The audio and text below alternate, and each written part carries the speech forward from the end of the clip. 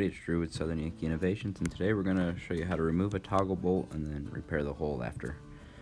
You'll need a putty knife, flathead screwdriver, utility knife, and a hammer, and then for supplies you'll need sheetrock mud and sanding sponges. There are two main methods to this, the first of which is least likely to damage the sheetrock. You'll just pry in the plastic tabs that retain the outer clip to hold it in place.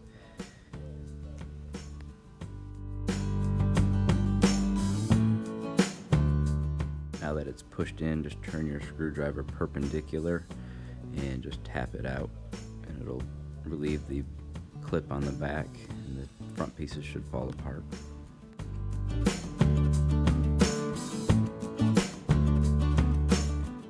Now, it didn't damage my sheetrock at all, but all I did was just drive the screwdriver through and it pulled the whole retainer clip out without having to bend down those tabs.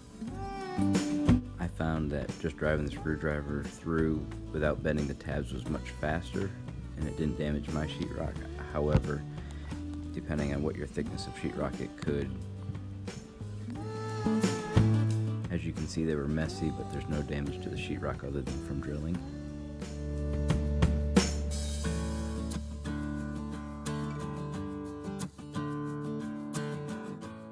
Next, take a utility knife and just clean up around the hole so that way there's no loose outer layer of that sheetrock, so you can mud and fill in the hole.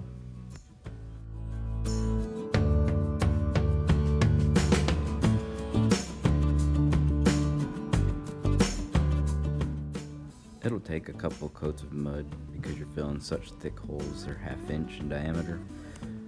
So I usually will go through and do my first coat, let that set up. I keep it relatively thin on the outside for the first coat.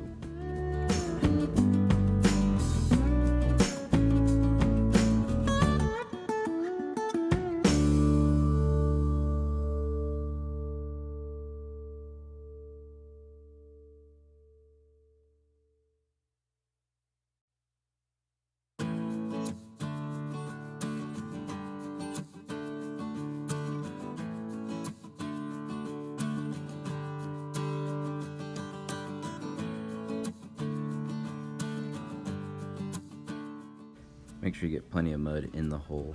It's going to shrink as it dries.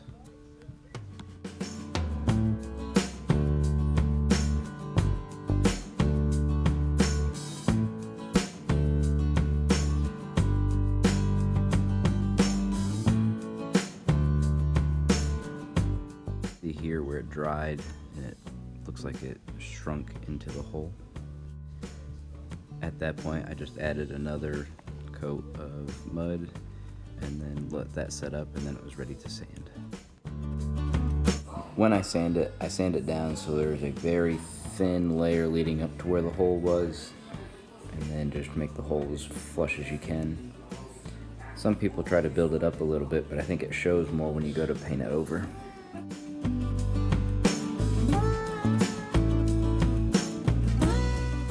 Here's the aftermath. The paint looks just a slightly different color, however you can't tell. The camera seems to accentuate it a little bit more.